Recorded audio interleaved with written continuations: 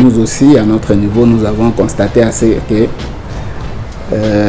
il y a un engouement ou encore un phénomène qui s'est déploie sur la ville de Kalemi, où nous remarquons qu'il y a des gens qui sont passés avec des mégaphones pour pouvoir, disons, collecter l'argent qui est mutilé ou encore déchiré auprès de la population sans pour autant avoir l'aval de la Banque centrale. Il faut reconnaître que ces gens ne sont pas mandatés par la Banque centrale du Congo, l'agence autonome de Kalemi qui est l'autorité monétaire en cette matière, parce que c'est nous qui créons la monnaie et la mettons en circulation, et nous avons aussi, disons, la tâche de pouvoir veiller à la circulation de cette monnaie au sein de l'économie congolaise.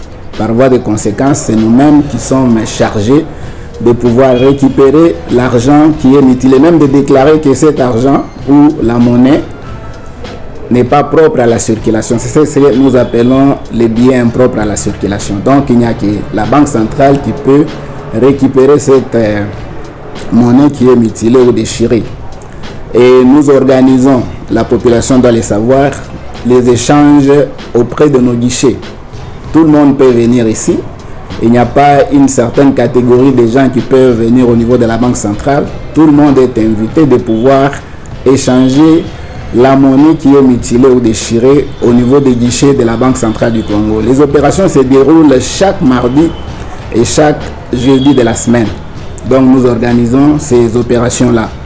Et nous attirons l'attention de la population de ne pas pouvoir échanger ces billets-là qui sont d'ailleurs pris avec beaucoup de décote, si je peux m'exprimer ainsi, parce que ces gens-là se présentent pour pouvoir échanger avec des bonbons, des biscuits, je ne sais, autres opérations, où ils prétendent être mandatés par la Banque centrale alors qu'ils n'ont aucun ordre de mission ou encore un document de la Banque centrale qui les autorise à faire ces opérations-là.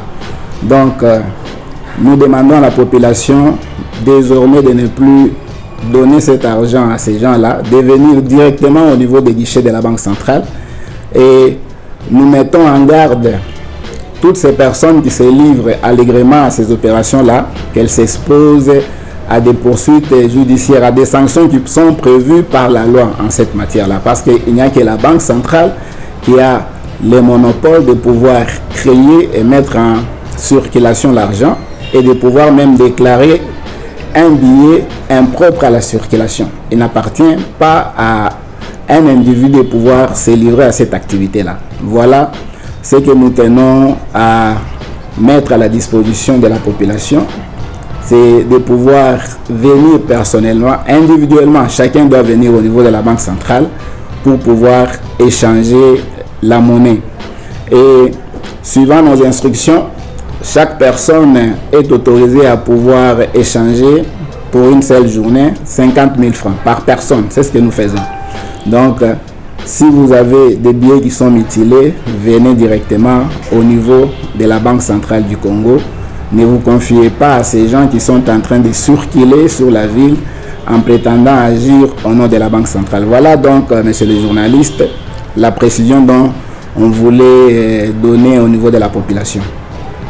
Oui, messieurs les journalistes, disons que la Banque centrale telle qu'elle est organisée, comme nous sommes, disons, l'autorité monétaire, il y a également des banques commerciales qui sont en train d'œuvrer à travers la ville. Même les banques commerciales ne sont pas autorisées. Donc, les billets mutilés, je ne pense pas que ça se retrouve tous les jours entre les mains des gens. Comme nous organisons d'ailleurs les échanges, compte tenu de l'expérience que nous faisons ici, nous ne recevons pas beaucoup de gens d'ailleurs. Ce sont les personnes là qui s'arrangent pour pouvoir circuler sur la ville, pour faire voir qu'il y a de l'argent qui traîne, disons, au niveau de la population. Donc nous avons constaté aussi qu'il y a peut-être un manque d'information qui a fait que les gens ne savaient pas à quel sens se vouer. C'est pourquoi nous nous sommes lancés dans cette campagne de pouvoir informer d'abord la population pour pouvoir parer à cette situation-là. Vous devez savoir que nous sommes une agence autonome, c'est-à-dire nous dépendons aussi de la direction provinciale de Lubumbashi. la Banque centrale, dans sa politique, a, disons, sa stratégie de pouvoir s'implanter dans des centres urbains, dans des chefs-lieux des provinces. Si nous nous retrouvons aujourd'hui à Kalemi, c'est parce que il y avait une banque commerciale qui, disons, remplissait le rôle des caissiers de l'État. Ils nous représentaient ici. Ils avaient un contrat des caissiers de l'État avec la Banque centrale. Comme ils avaient connu des difficultés, c'est la BCDC à l'époque, se sont retirés et nous sommes restés ici pour pouvoir assurer la continuité du caissier de l'État. Aujourd'hui, compte tenu de l'évolution sur le plan politique, la province de Tanganyika, disons, à l'époque c'était un district, est devenu une province.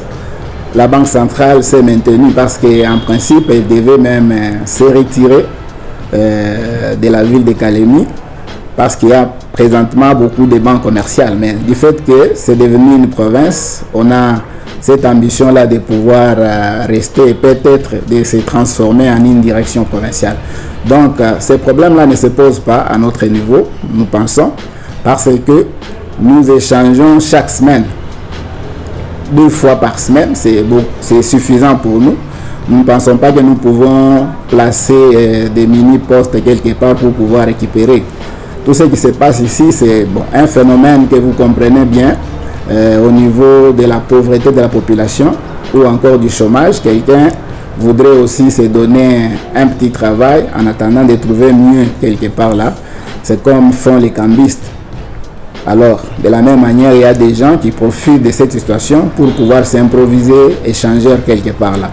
Donc, ce n'est pas tellement un problème important parce que nous, à notre niveau, nous avons suffisamment de fonds pour pouvoir faire face à cette situation-là. Donc, il n'est pas question de pouvoir, pour mettre des mini-postes, les communiquer à notre niveau, je pense, ça suffit. Et puis, nous allons nous lancer dans la campagne de sensibilisation auprès de la population pour pouvoir, disons, atténuer ces phénomènes qui commencent à prendre de l'ampleur. Ce n'est pas seulement dans la périphérie de la ville de Kalemi. Nous constatons maintenant que même ici à Kalemi, ça s'est installé, c'est pas loin. Il y a des gens qui passent même sous nos nez ici, en train de demander aux gens de pouvoir leur confier cet argent pour échanger au niveau de la Banque centrale. Donc, je pense que c'est un problème de communication. L'accès au niveau de nos installations est libre et même l'échange là est libre.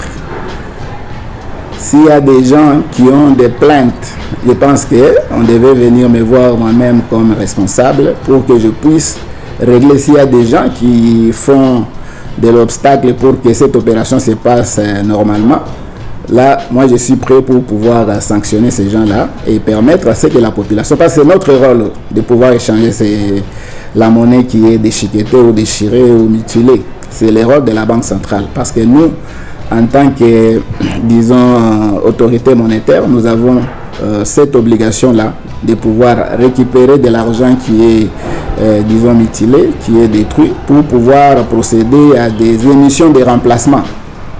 Parce que c'est nous qui suivons, disons, l'évolution de la masse monétaire au niveau de l'économie. Donc nous devons faire tout pour pouvoir récupérer l'argent qui est mutilé, qui est impropre à la circulation, pour pouvoir émettre des émissions de remplaçants. Parce que nous détruisons ce que nous récupérons auprès de la population qui n'est pas consommable et nous émettons d'autres coupures en remplacement de façon à garder l'équilibre au niveau de la masse monétaire. Donc, s'il y a des plaintes, je pense que les gens doivent venir me voir. Ma porte est grandement ouverte pour que nous puissions sanctionner toutes les personnes qui font obstacle à ce que cette opération se déroule comme il se doit.